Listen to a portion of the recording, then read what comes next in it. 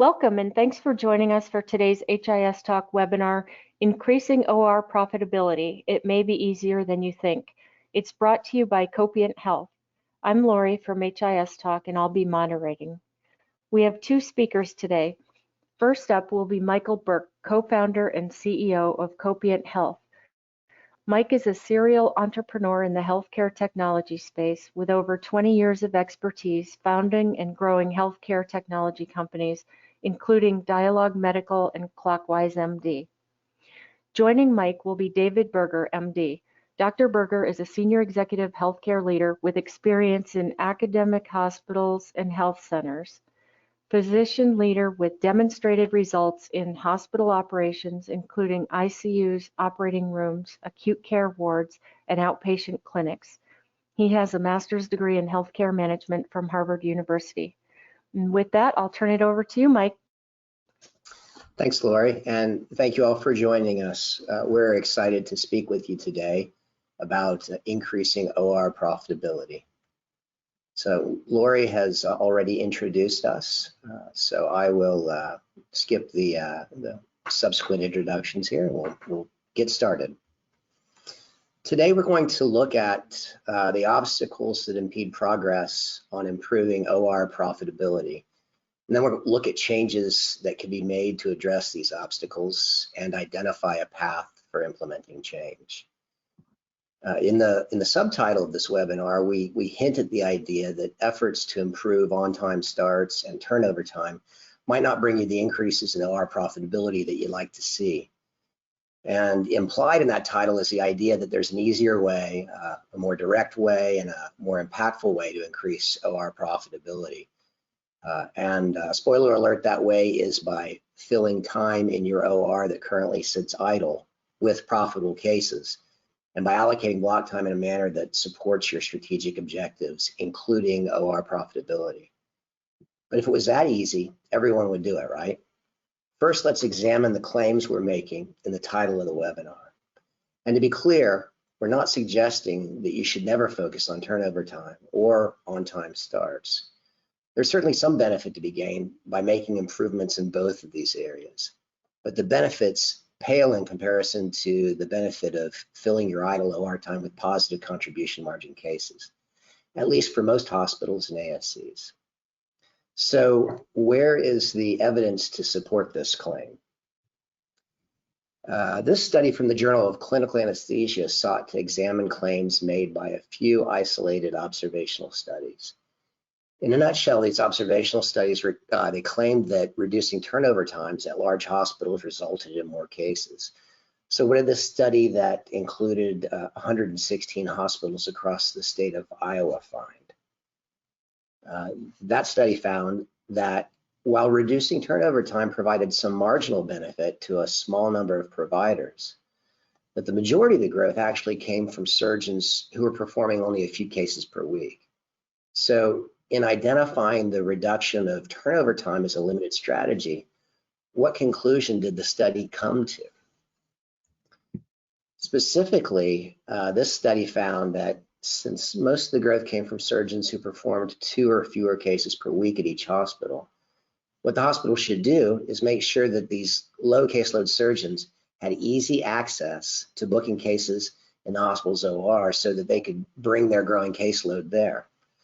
They also reiterated the benefit from working on turnover time was limited to a few surgeons and was limited to a relatively small effect.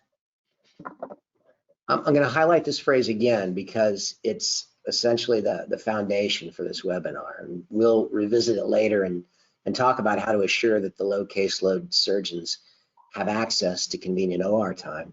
But first, let's make sure we understand the costs involved in not doing so.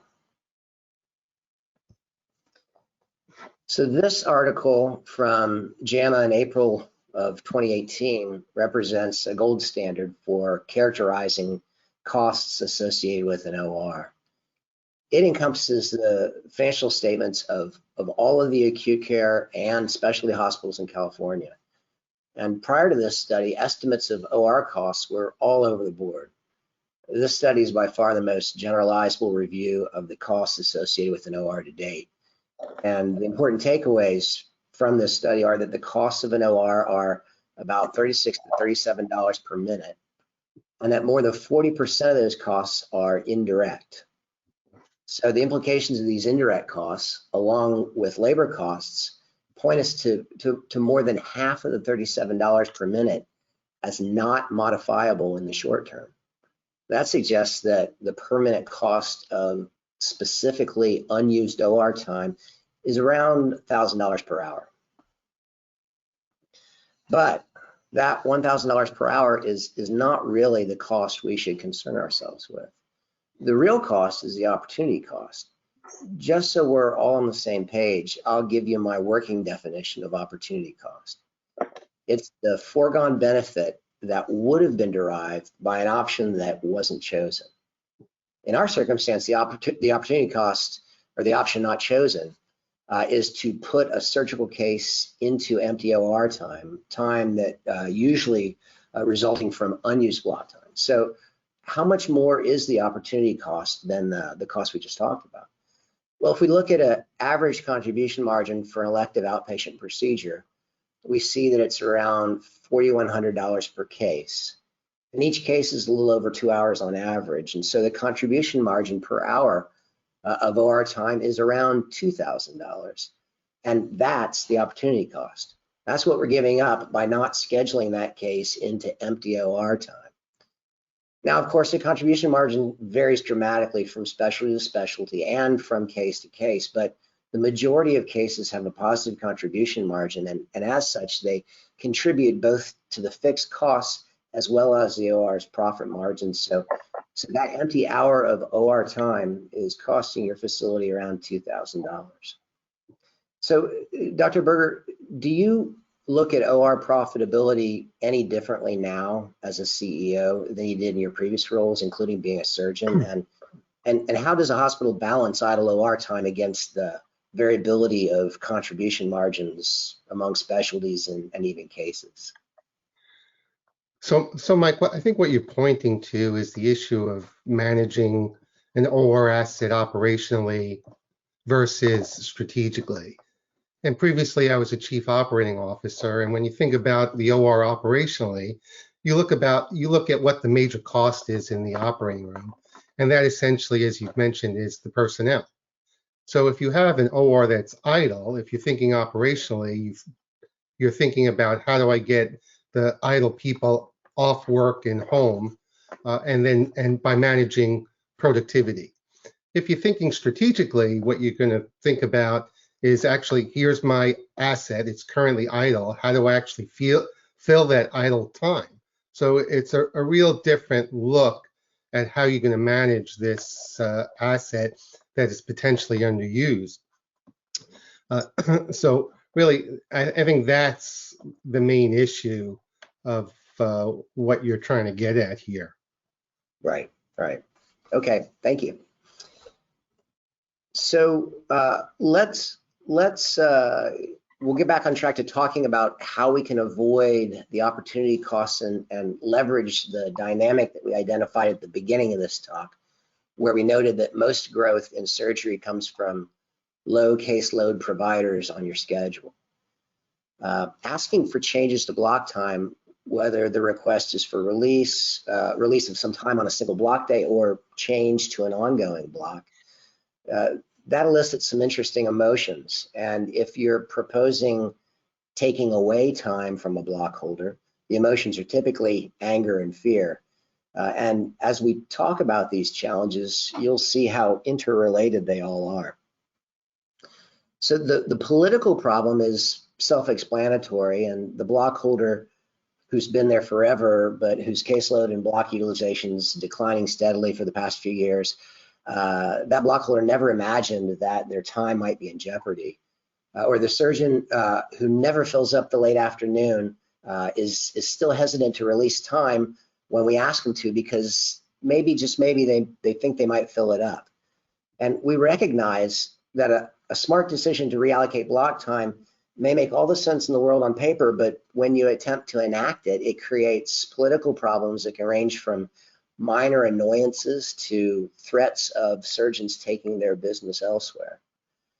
And this is because that political problem is really a behavioral economics problem in disguise. The fear and anger that emerges in the face of these changes are built into the cognitive biases in our brain that are identified in this school of thought that's known as behavioral economics. And we as humans were wired to be predisposed to react this way, which is roughly twice as intensely in the face of anticipated loss than in the anticipation of gain. But it's not all bad. Behavioral economics also points us toward creative ways around these cognitive biases, which we'll talk more about later. Dr. Berger, what are the concerns that need to be considered when block time is being taken from one provider and given to another? Yeah, so every hospital and every OR has policy regarding block time, how much block time you need to fill to continue to maintain your block time. However, what most hospitals also have is a block committee.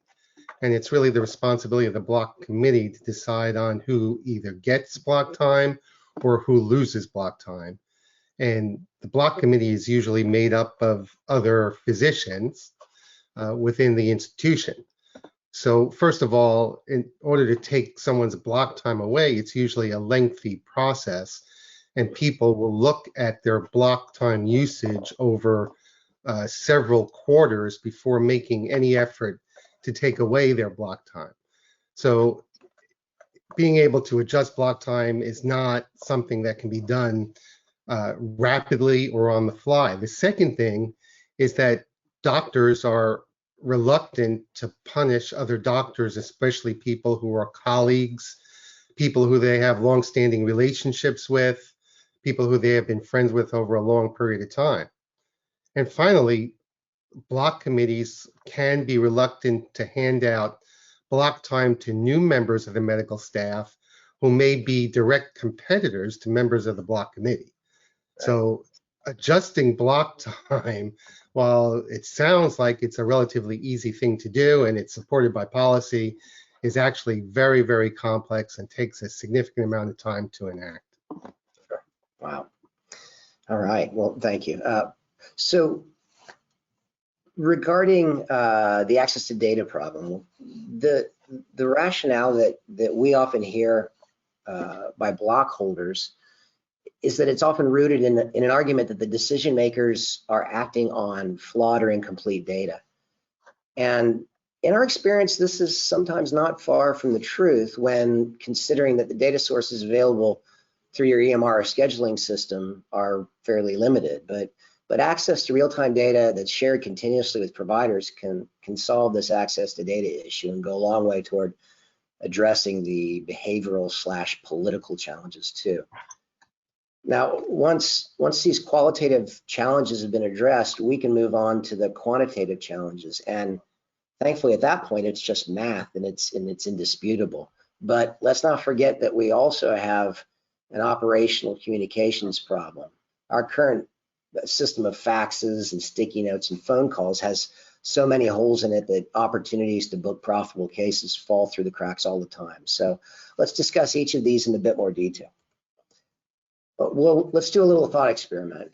Let's assume for a moment that we've already solved the data access and math problems around OR time and we're ready to move in the direction of encouraging positive change. How do we get block holders to release time from days where they have more time than they're going to use? And how do we achieve widespread acceptance when we make adjustments to block allocation like Dr. Berger just mentioned? We can use a handful of principles from behavioral economics to encourage this positive change. And for anyone who's not familiar with behavioral economics, as I mentioned earlier, here's a quick definition. Behavioral economics is the application of experimental and behavioral psychology to the discipline of human decision making, including economic decision making. And the handful of principles we use include those you see on this slide. One of the most well-known and popular concepts in behavioral economics is this idea of a nudge. And so the formal definition of nudge is any aspect of the choice architecture that alters people's behavior in a predictable way without forbidding any options and without significantly changing their economic incentives. So to count as a nudge, the intervention has to be easy and cheap to avoid and not a mandate.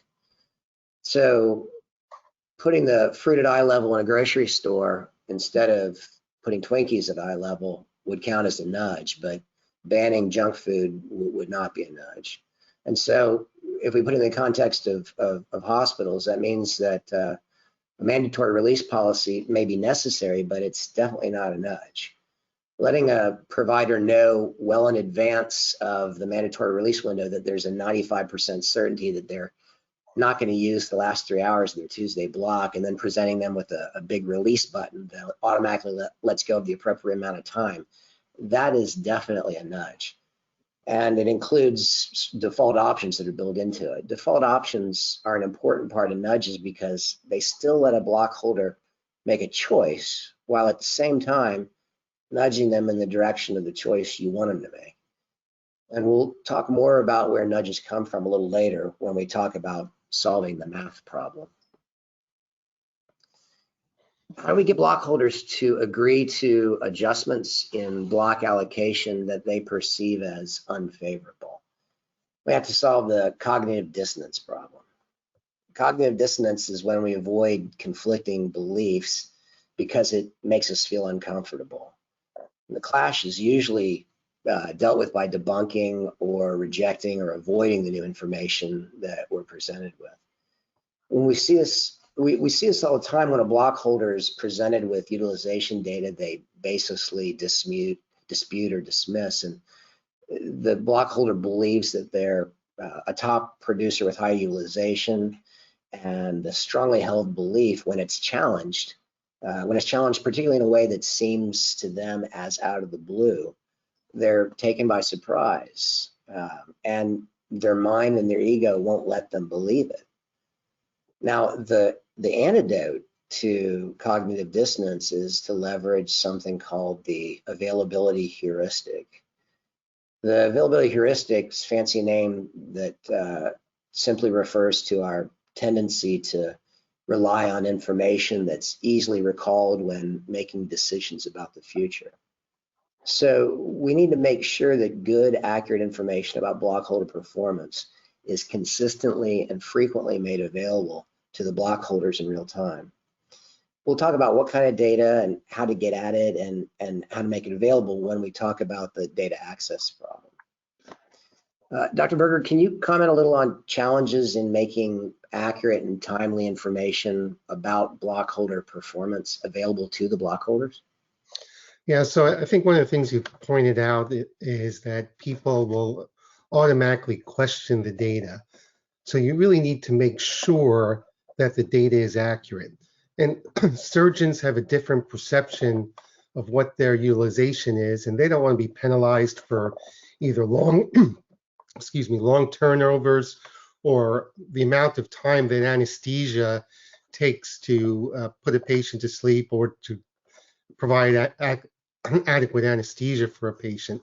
So it's often difficult to get at the precise use of block time. Additionally, a lot of surgeons who are very, very productive and very busy will get flip rooms. So they'll get a second room that they can start a case once the case in the first room is completed, so they don't get penalized and they can work during the time anesthesia is waking up the patient and the room is being turned over.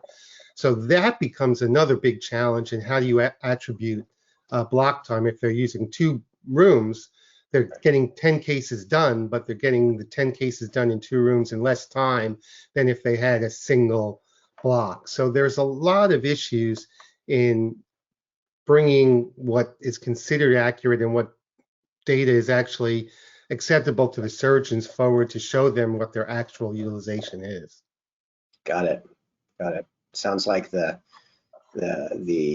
operational perspective you discussed before might butt up against the strategic perspective when you're talking about things like swap rooms and things like that. Yep, absolutely. Right. So why might a block holder agree to a change that means fewer OR hours for them.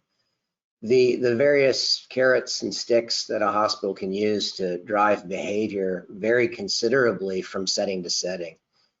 And the degree to which the stick category incentives can realistically be used depends in large part on the political environment of the facility. For example, a large hospital that employs its physicians is typically more willing to take a harder line on block allocation than a small ASC that's closely held by a group of physicians. The information we make available to the block holders can serve as an incentive as well. When we make it clear how a block holder is faring relative to their peers on a variety of different metrics like utilization or on-time starts or overbooking or underbooking time, we can see some real change in behavior as a result of making this information available consistently. Dr. Berger, what are the various carrot and stick incentives you've seen at facilities that you've been involved with? Yeah, so I think, Mike, you're right. Showing the data, especially to surgeons, is a very valuable approach. Surgeons are by nature extremely competitive, and no one wants to be at the bottom of any curve. So that is really effective in showing them what their actual data and performance is relative to others.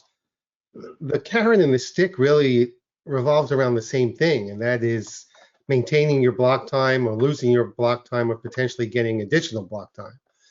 So that's really the main carrot that any hospital has. It's hard to incentivize surgeons to do more cases, because then you start running into issues with Stark laws and incentivizing volume. So that becomes really tricky. So the main tool, besides just showing the data, is right now is more time for surgeons who use their time, less time for surgeons who are not utilizing their time adequately.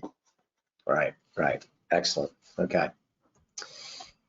So here's a quick example of a block holder summary report that provides some of the data that that Dr. Berger had mentioned. In this case, this one is automatically delivered by email from the Copian Health application, and block holders can quickly see how they compare to their peers on a variety of different metrics, including gross and net utilization, and how much of their allocated block time is not being used. And if they want a more detailed drill down of their specific data, it's always accessible to them via our application, including utilization per block day, how they rank among their peers, and their historical booking histogram. They also have access to other comparative metrics like their late start rates and under overbooking rates, which specifically refers to their tendency to ask for either not enough or too much time when they're booking cases, which we know can create some issues down the road. So we've talked about the qualitative challenges and we've offered some approaches to address them. We're going to shift gears now and we're going to talk about the quantitative problems. There are a number of creative ways that we can apply math to the challenges we presented, and today we're going to focus on 3 of them specifically. The first item, finding time likely to go unused and then filling it, it's a right now challenge as it impacts our economic circumstances right now. The second item, allocating block time appropriately, is a future challenge as it impacts our economic circumstances in the future. And then the third item is I characterize as a supporting item insofar as the cases booked with the right amount of time make predicting the future easier, and they make scheduling your workforce easier right now. You've probably heard quite a bit about artificial intelligence and maybe even one specific kind of AI called machine learning. We're not going to delve into great detail, into how machine learning works, but know that it's exceptionally well suited for predicting a block holder's utilization on a particular day in the future. If you have access to data science resources at your facility, it's quite possible that they could put together the appropriate machine learning models to make these predictions. But the predictions are just a first step in a multi-step process that involves reaching out to the block holder to let them know that they're going to fall below target, and then processing any time that they choose to release, then alerting the other providers who are looking for time and for whom the newly released time matches their preferences and schedule. It's a lot to coordinate. And these machine learning approaches to the challenge are also available from a handful of software solutions that you can license, including the one offered by Copian Health. Here's an example of how we do it at Copian Health. In order to avoid requiring providers and schedulers to learn how to use the new application, our prompt-based communications delivered via email or text message. This is an example of a nudge that's sent to a physician scheduler named Sierra Hyatt. You can see that 2 block days have been predicted to come in below target in this particular example. So Sierra just needs to click on the details link to take action. It takes her into the Copian Health solution with no separate logon required. And if she wants to release the recommended amount of time, all she does is click the release time button.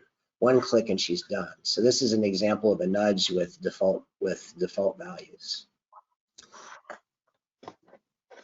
It's usually intuitive that allocating block time in the most efficient manner possible is going to optimize utilization. But the question of how to make these allocation decisions is not quite that simple. Dr. Berger, what are some possible strategic imperatives that can drive or should drive block allocation decisions at hospitals? So in terms of what should drive the decision about block time is very different than in most institutions what is driving the block time allocation. So if you were doing it 100% correctly, you should be tying your allocation in the OR directly to what your strategic plan is, especially regarding growth and what services you want to grow. That is usually not the way it's done. It's usually done on a historic basis of who is the busiest without really consideration for where the institution wants to go in the future. I think nowadays more and more institutions are starting to incorporate their strategic growth plans into how block time is being allocated, but you need to revise your block time allocation policies to be able to do that, and you have to have real good data sources to say which are the right cases you should be focusing on in terms of moving it forward. So you're usually not allocating time to a procedure, you're allocating time to a surgeon, and most surgeons do a variety of different procedures. So there's also that disconnect as well. Right. Okay, excellent. So there's a problem with basing block allocation solely on block utilization. I mean, in part, as Dr. Berger just mentioned, it may not align with your strategic imperatives. Another core problem is that block utilization for individual surgeons varies dramatically from month to month. The example on this slide assumes a 95% confidence interval. And in this example, the width of the 95% confidence interval exceeded 10% of the measured utilization. And that gives us an extremely wide range, a range of 38 to 83% average utilization. So clearly 3 months is not enough data to make accurate judgments for a single surgeon with medium to low volume. Even a year of data for an individual surgeon is probably not enough. The forward-looking estimates get much more accurate as the amount of data increases. Another question that we have to ask ourselves is whether it makes sense to measure every specialty by the same yardstick. The game of Tetris teaches us that it's much easier to slot in a small piece than a large piece, and the same goes for surgical cases. So just because the utilization of a specialty with shorter case durations is higher than a specialty with longer case durations, that may not mean that it's more profitable or that it better meets the hospital's strategic imperatives. The contribution margin per OR hour of the longer case duration specialty, it might be much higher, such that it more than offsets the additional utilization of the the shorter case specialty. So, each circumstance is different. Yeah, can I jump in for a second there? Absolutely. Mike, the other Mhm. thing you have to remember is anesthesiologists prefer multiple short cases versus single long cases, just the way anesthesia tends to be reimbursed. Right. You often have anesthesia on block committees. So that puts another monkey wrench into the whole process because the incentives aren't completely aligned between you as the person running the operating room, the surgeon, and the anesthesiologist. Absolutely. So while it's true that the large majority of surgical cases have positive contribution margins, there's still a massive variation in contribution margin per OR hour among specialties. One study found a greater than 1,500% variance. When you're making decisions about block allocation, you have to consider what you're trying to maximize. Are you trying to maximize utilization? Are you trying to maximize contribution margin? Maybe there are strategic imperatives that need to be considered, like possibly you're trying to build up your cardiovascular surgery service, and any of these or any combination of these can influence the algorithm that you ultimately use to allocate block time. But regardless of the combination of these other elements, you also have to consider your resource constraints. If you allocate all the time to a high contribution margin specialty that also sends a lot of patients to the ICU, you're going to run into downstream resource issues with the ICU. The same logical argument applies to all limited resources that are used in the OR or resources that are downstream from it. You'll need to make sure that you don't allocate blocks in a manner that would violate your resource constraints. And most hospitals do not have the information systems currently to be able to manage all those constraints when doling out block time. Right. Which leads us to our next slide here. The most common method, the most common mathematical method for an optimization problem like block allocation is to use what's called linear programming, or in the case of surgical blocks, linear integer programming. And again, if you have a data science resource, they'll probably be familiar with this technique. But as Dr. Berger points out, many hospitals don't have access to this resource. Essentially, it takes a linear equation that describes whatever you're trying to maximize, along with all of the constraints that you've identified that you have to address that are expressed in mathematical formulas. And then based on these definitions, it can assemble an optimized block schedule for you. And there are actually a handful of journal articles that are available that demonstrate the use of this technique or variations of it for allocating block time, and they're certainly worth taking a look at. We hear a very common complaint with nearly every hospital we meet with, and it's around how much time gets scheduled for a particular case and how inaccurate the amount of time recommended by the scheduling system or requested by the provider is. And just like the previous two challenges, we can solve this problem with data science. And our guest speaker today was a co-author on a paper that used linear regression to predict case durations for the purpose of determining staff planning.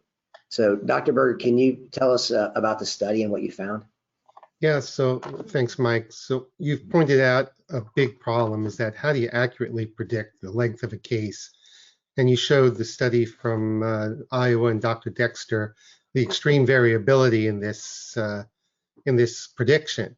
And most places have their EHRs will tell you what the average case length is for any single case. However, you have to remember there are thousands of procedural codes, and for any one surgeon, they probably use hundreds of those codes. So the amount of data that's available to predict a specific case length for a specific surgeon tends to be limited. So what we did in our study is we took the hundreds of different CPT codes, procedural codes available in vascular surgery. We whittled them down to 10 codes that encompassed all the other codes. And then we decided to look at what were the factors, and this was the first part, that actually helped predict what the length of the case was. And not surprisingly, it was three things. One is the case type itself. The second is the surgeon. So that surgeon specific experience, and also how long that surgeon has been in practice in doing that specific case. And then there were important factors around the type of anesthesia, as well as patient-specific factors. So once we created our algorithm that accurately predicted the case length, we then did a randomized study comparing our method of predicting case length to the standard, and showed a significant tightening of the variance around the case length prediction. And we were able to more accurately predict the end of the day and therefore resource utilization. But yes, we were more accurately able to predict the length of the case, but the impact in real time was probably about an hour to 45 minutes per day. So, and as Mike mentioned, the standard case is 2 hours. So while the resource side of it, in terms of sending people home and not spending overtime, we were able to show a significant difference. If you look at the ability to add a case, that was not as significant. Got it. Got it. Okay. All right. So a near universal complaint that we hear about the reporting tools that are available in the scheduling models of most EMRs is that they are woefully inadequate. We often hear that they're also inaccurate, but we don't have any data to specifically confirm that.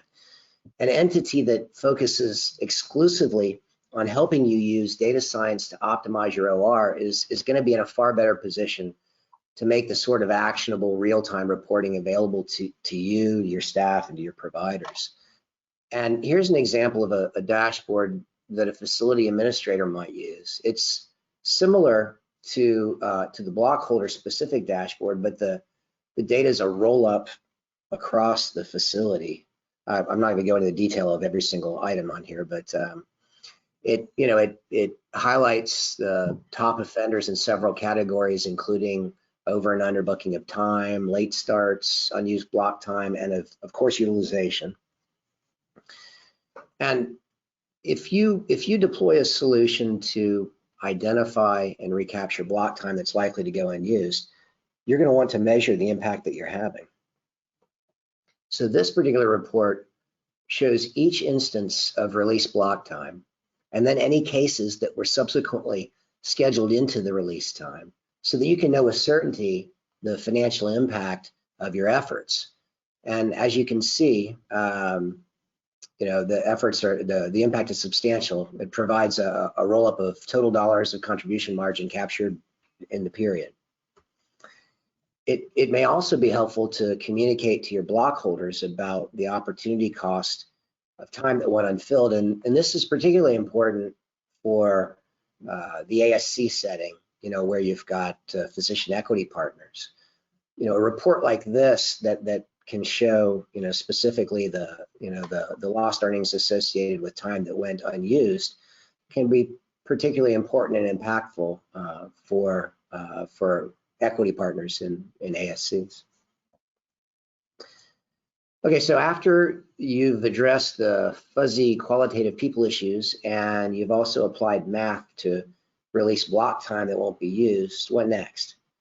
Right now, most of the hospitals we speak with rely on a system of faxes and sticky notes and paper calendars and phone tag and other non-automated processes to facilitate the communication between physician practices and the hospital about available time and booking requests.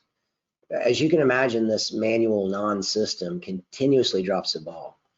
All those missed opportunities could have been improving your OR profitability, but instead they're just opportunity cost. Given the communication systems that we have access to today, it just doesn't make any sense to rely on these manual processes when they could be automated. The Copian Health system prompts schedulers and providers with email or text messages about availability that specifically matches their preferences and schedule. And they can view available time along with their current block schedule and any cases that are already booked into the block. And then they can easily request a time slot from that new availability. Your facility scheduler will then get a prompt alerting them to the new request, and they can then either approve or reject the request at their discretion. So no faxes, no sticky notes, and no phone tag required. Okay, we've reviewed a number of qualitative and quantitative approaches to increasing OR profitability, and some of these approaches can sound intimidating, but implementation of solutions can be simple and streamlined. Vendors who take the right approach to integration, data collection, and contracting terms can make the adoption of these solutions relatively easy over a matter of weeks rather than months or years. And you should be able to realize a substantial ROI right from the very beginning. Okay, before we take questions from the audience, we'll close with some brief information specifically about Copian Health. Our focus at Copian Health is to help hospitals and surgery centers increase revenue and improve the OR's overall contribution margin by more effectively using OR time. In a nutshell, Copian Health uses machine learning to identify block time likely to go unfilled. It then leverages principles of behavioral economics to nudge block holders or their schedulers more specifically to release the identified time. And then it gets the release time into the hands of other providers who can use it and for whom it matches their preferences and schedule. It also provides a robust set of real-time analytics to support your team's decision-making around block management and to keep block holders informed about their performance to avoid any surprises. Here's some actual data from a case study we recently published. This surgical hospital has 8 ORs, and they began using the Copian Health solution in the fourth quarter of 2020, and they reported their results, including the facility reported impact on revenue, which was a 7.2% increase during that period. They're doing even better now, as you can see from the results of Q3 21. So the ROI associated with the part of our solution that recaptures and fills OR time that would otherwise go unfilled is substantial. Just a fraction of an hour of recaptured OR time covers the monthly cost of the solution for that OR. Our approach is quite different from what you've probably seen from other vendors. We try to make it as easy as possible for you to adopt our solution, and that includes integration that's a simple report-based integration with no requirements for any PHI, no upfront fees, no long-term contracts, and we provide an ROI guarantee as well. Okay, well, that concludes the formal portion of the webinar. Thanks very much for your time, and we'll open it up now to any questions from the audience. Thank you, Mike. Now we'd like to open it up to the audience, as he said. As a reminder, please use the questions section in the GoToWebinar panel to submit your questions to Mike and Dr. Berger. Our first question is, can mandatory release periods be different for different specialties or block holders? So Okay. can I answer that? So Yes. so we in the hospitals that I've been involved with, we do have different block times for different specialties. So for example, cardiothoracic surgery, you're often getting cases added on at within the last 24 hours. So their release time is usually 24 hours in advance versus some of the more elective specialties. So yes, but you have to build that into your block policies, and you can actually look online. There is a lot of resources that will help guide you in terms of what the release times are for different specialties. That makes a lot of sense. We have a particular report we like to look at that shows a histogram of booking patterns for a particular block holder or provider, and it will show when cases are booked, over the continuum of time, and as you can imagine, the booking patterns for, say, a plastic surgeon are going to be radically different than those for a general surgeon, and that helps inform the decision about mandatory release, per specialty as well. Yes. So that's a great added feature. However, you're assuming that all offices and all physicians are equally efficient in terms of how they're seeing patients and booking their cases. So you're potentially giving credit to an inefficient office who batches all their cases and then books them at the last minute. Yeah, we want to do that. That's for sure.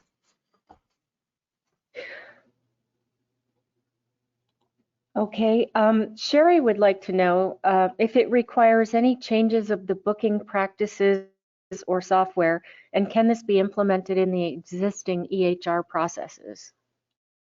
It's a great question.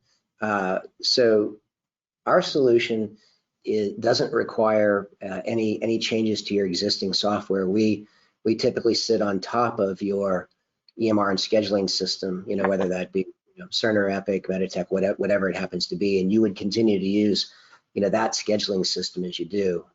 So our system would have a data feed that would give us case information from your scheduling system, and you can choose to use our request system in conjunction with your current scheduling practices, or if you already have a solution in place for that, you're welcome to. So it doesn't require any modifications to your current systems. Can you talk a little bit about how you get surgeons to go along with these changes? Yes, and I'd love to hear Dr. Berger's comments as well. So, our perspective is that surgeons respond to data, and I believe that Dr. Berger mentioned that as well today. And in particular, they respond to they respond to data that's not surprising to them, and so that's why it's important. That's why it's important for this information to to be available and to be delivered, sort of continuously, rather than what appears to be sort of out of the blue, every half year when the block committee meets. So we think that providing information about a block holder's performance, and specifically potentially relative to their peers, can really drive behavior in a meaningful way. So the other thing I look at whenever I'm implementing a digital solution is who's required for the inputs, and does it save or cause work for the person that's required to make the inputs. Right. So if you're looking at it from a surgeon standpoint, and you have a really strict block policy and a block release policy, you're asking surgeons or their offices to be proactive and to look at their schedule to figure out how long they're likely to use in any part of their block, and to notify the OR booking office if they're not going to use time. You're also asking them if they're going to be out on vacation, not using their block at all, to notify the office. So you're requiring them to do a significant amount of work in most systems. By having this automated system that looks at what's booked and then automatically tries to reassign time that hasn't been utilized, you're saving the surgeon and their office a huge amount of time. So it's really an incentive for them to use this system. Right. If I right size my blocks, do I still need this? If you can figure out how to right size your blocks in an efficient manner, call me and let me know. I'd love to hear it. I've run ORs in 5 different hospitals, and if I can figure out how to get that done, if you can figure it out, more power to you, especially without an intense data platform. Right. And just to add on to that, even if you couldn't magically right size the blocks at that particular moment in time, we've already seen that there's so much variability, from month to month for a particular block holder that your initial right sizing very likely might look very different, a month or two down the road. And there's always going to be and because of that variability, there will always be unused block time, and there's always the opportunity to recapture that unused block time and deploy that resource efficiently, as Dr. Berger alluded to earlier. Back to your answer, Mike, about the question about implementing in the existing EHR processes. Can you give an example of how that would work, the sit on top functionality that you mentioned? Sure. So let's see. Okay, so the data that we pull, the surgical data that we pull, the case data, allows us to make the predictions about block days that will have portions of time that go unused. And so that data feed happens automatically. It's a simple report-based data feed. You set it up once and it runs. And so let's say we make a nudge to a provider that asks the block holder to release the last 3 hours of their block on Tuesday. And let's say that they agree and they release it. So since all of the communications are using communications tools that the schedulers use every day already, which are email and text, then they don't have to learn a new system. They don't have to replace their existing system, and all of the communications are actionable. They're not going to get a bunch of fluff messages that they don't need to respond to. If they get a message from the system, then it requires a response. And so in this case, the facility scheduler would get a message notifying them that the block holder had released that time, and then they can do what they would normally do, which is simply go into their OR scheduling package and release the time or make the modification. Now there are some folks that could choose to use our solution as sort of the source of truth, but that's sort of in the minority. Most of the folks are going to still use their current scheduling system as the source of truth. And when they get a notification that a provider has, or that a block holder has released time, they do what they would normally do, which is go into their scheduling system and make that time available. And that's it. Terrific. Well, that was our last question. So okay. I want to thank everyone for joining us today, and thank you, Mike and Dr. Berger, for the interesting and informative presentation. We look forward to seeing you at our next HIS Talk webinar, and I hope everyone enjoys the rest of their day.